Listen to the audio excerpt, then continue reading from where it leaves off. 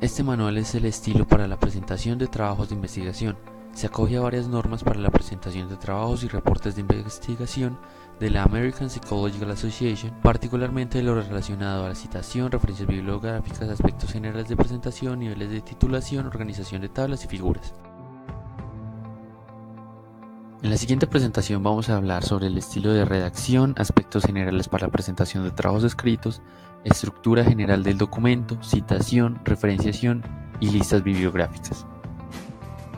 Estilo de redacción.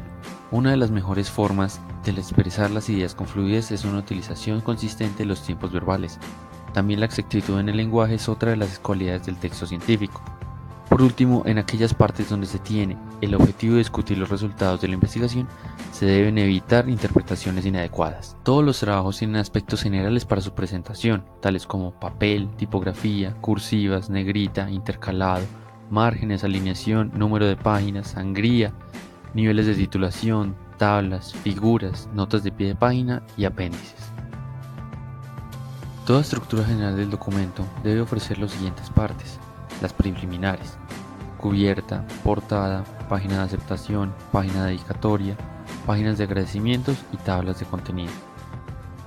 En el cuerpo del trabajo van enmarcados los antecedentes, planteamiento del problema, pregunta de investigación, justificación, objetivos, marco teórico o referente conceptual, diseño metodológico, resultados y discusión, conclusiones y referencias bibliográficas. Estructuras complementarias, conformados por la lista de referencias bibliográficas y los apéndices o anexos también, que ofrecen información útil para la comprensión de todo el trabajo escrito.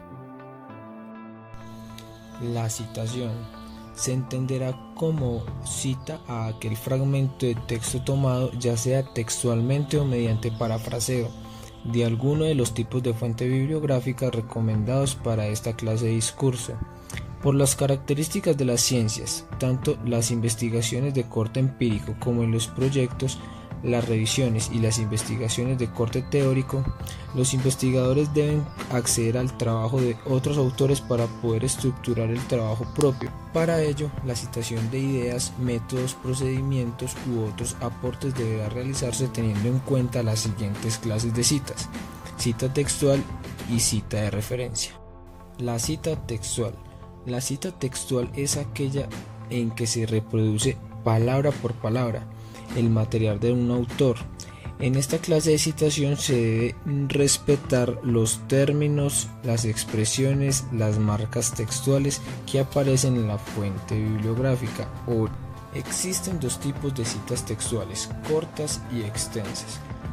La cita corta se trata de un texto de menos de 40 palabras. Esta cita se presenta entre comillas dentro del párrafo como tal. La cita extensa es aquella que se compone de 40 o más palabras. Se debe escribir en un bloque independiente. Cita de referencia o contextual. En este caso, el investigador cita o reproduce las ideas de otro autor, pero no de manera textual, no palabra por palabra, sino efectuando una paráfrasis. Permite al lector identificar fácilmente la fuente para luego localizarla en la lista de referencias al final del documento. Referenciación. La referencia es el conjunto de datos que le permiten al lector identificar una fuente bibliográfica de donde se ha tomado una idea, método, proposición u otro tipo de aporte.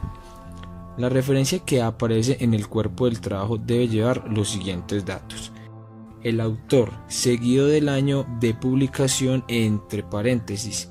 Si la referencia corresponde a una cita textual, a lo anterior se suma el número de página, precedido de la abreviación P. Elaboración de la referencia según el número o tipos de autores de la obra. Cuando es solo un autor, se debe escribir el apellido del autor y el año de la publicación. Si el trabajo tiene dos autores, se citan los apellidos de los dos en cada ocasión en que se presente la referencia dentro del texto.